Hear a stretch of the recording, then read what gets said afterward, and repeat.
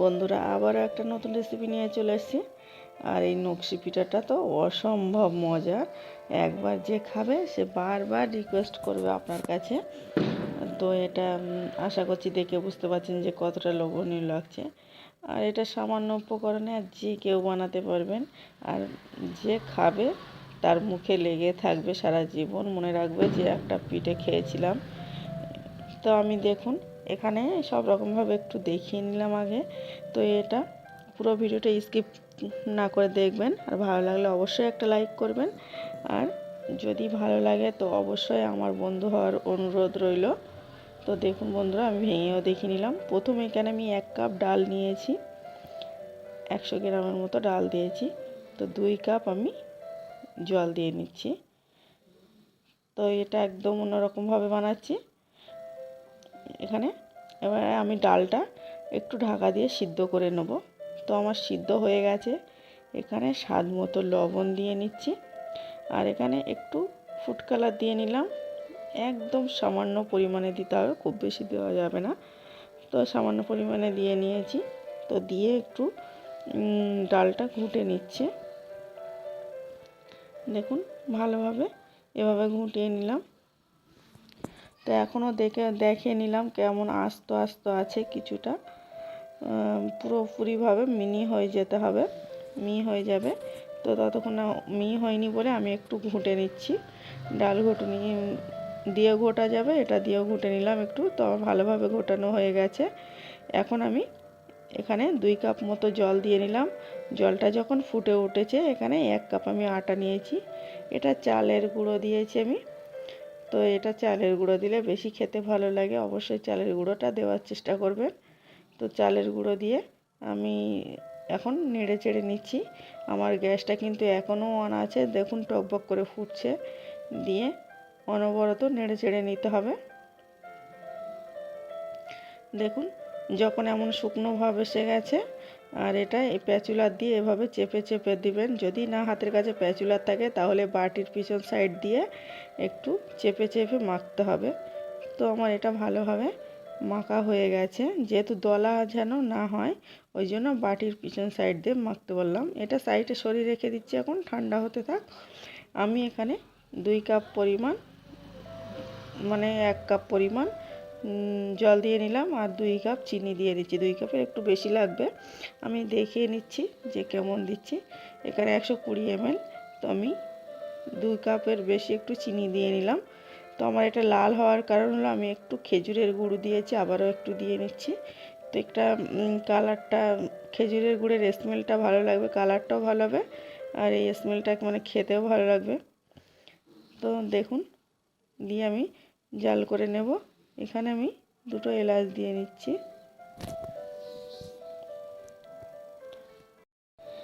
এখানে 2টো এলাচ দিয়ে আমি ভালোভাবে জাল করে নিয়েছি। আমি এখন দেখছি যে চিটচিটে হয়েছে কিনা। খুব চিটচিটে হবে না, কিন্তু হালকা চিটচিটে করতে হবে। তো দেখুন আমি ভালোভাবে বেশ খানিকক্ষণ ধরে জাল করে নিলাম। জাল করে নেওয়ার পরে আমি একটু হাত দিয়ে বারবার দেখছি যে কতটা চিটচিটে হয়েছে, কি চিটচিটে ভাব আসবে। তো একটা দুতারের কোনো ব্যাপার নেই, এমনি একটু চিটচিটে ভাব হলেই হবে। তো আমার শিরাটা তৈরি হয়ে গেছে। সাইডে সরিয়ে রেখে আমি যে মানে ডোটা তৈরি করে রেখেছিলাম সেটা একটু মেখে নিচ্ছি। তো দেখুন এটা এই কাজটাও একটু সময় ধরে করে নিতে হবে। তো মাখার ময়ামটা যেন ভালোভাবে হয়। তো দেখুন এভাবে আমি একটু সময় ধরে মেখে নেওয়ার পরে আমি এখানে 2 টেবিল চামচের মতো ঘি দিয়ে নিচ্ছি। আমি আগে পরে করে দিয়ে নিলাম। দিয়ে এই ঘিটা দিয়ে মাখলে ঘিয়ের ফ্লেভারটাও ভালো লাগবে, আবার হাতে জড়িয়ে যাবে না, প্যানের গায়ে জড়িয়ে যাবে না, মানে ডোটা ময়েস্ট হবে একদম।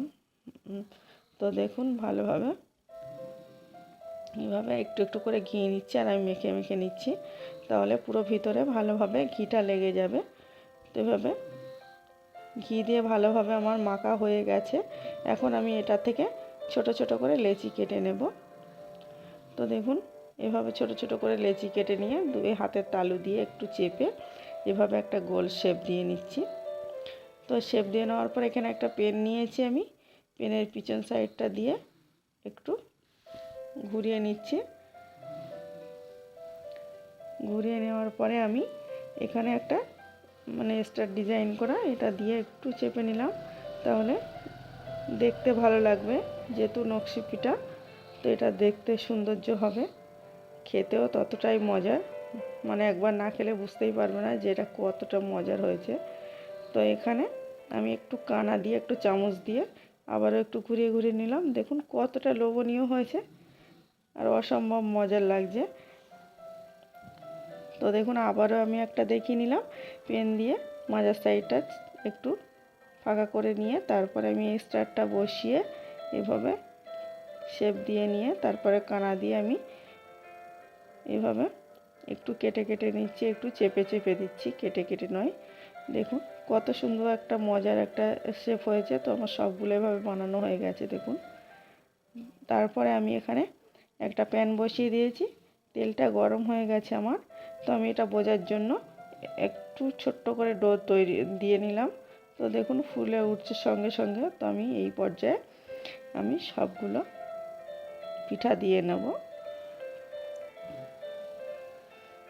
এই পিঠাগুলো একটু ভালোভাবে একটু সময় ধরে ভেজে নিতে হবে। বেশি সময় ধরে ভাজলে মুচমুচে হবে, আর একটু অল্প করে ভাজলে তো ভিতরটা নরমও থাকবে। মানে আপনার যেমন পছন্দ তেমনভাবে ভেজে নিতে পারেন। তো দেখুন আমি এক পিঠ হয়ে গেছে আমার। যখন একটু কালার চলে এসছে আমি বাকি পিঠটা উল্টে নিচ্ছি। তো এভাবে দেখুন আবারও আমি উল্টে নিচ্ছি একটু। এভাবে আমি ছাঁকা তেলে অবশ্যই ভেজে নিয়েছি। যখন এমন একটা কালার চলে এসছে, গোল্ডেন কালার হয়ে গেছে, তখন আমি তেল ছাঁকিয়ে তুলে নিচ্ছি। এভাবে আমি বাকিগুলোও ভেজে নিলাম। তারপর আমি শিরাটা গরম করে রেখেছি, কিন্তু শিরাটা গরম আছে, ধোঁয়া উঠছে দেখে বুঝতে পারবেন। এই গরম শিরার মধ্যে আর গরম পিঠাগুলো দিয়ে নিতে হবে।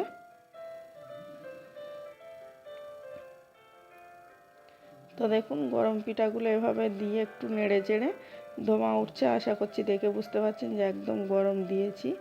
দিয়ে আমি একটু নেড়ে চেড়ে তারপরে আমি মানে শিরা থেকে ছেঁকে আমি তুলে নেব। তো আবারও যে পিঠাগুলো আছে সেমভাবে কিছুক্ষণ দিয়ে ভিজিয়ে নেব। আশা করছি দেখে বুঝতে পারছেন সবগুলো। আর কোথাও না বুঝতে অসুবিধা হলে আমাকে জিজ্ঞেস করবেন। তাই এটা অনেক অনেক মজার হয়েছে, মানে খেতে দেখে বুঝতে পারছেন আশা করছি কতটা লোভনীয় হয়েছে। আর বলতে ভুলবেন না আমার রেসিপিটা কেমন হয়েছে, আর অবশ্যই একটা লাইক করবেন। আর যদি আমার ভিডিও ভালো লাগে তো অবশ্যই আমার বন্ধু হবেন। চ্যানেলটাকে সাবস্ক্রাইব করে পাশের বেল বাটনটাকে অন করে দিবেন, তাহলেই হয়ে যাবে।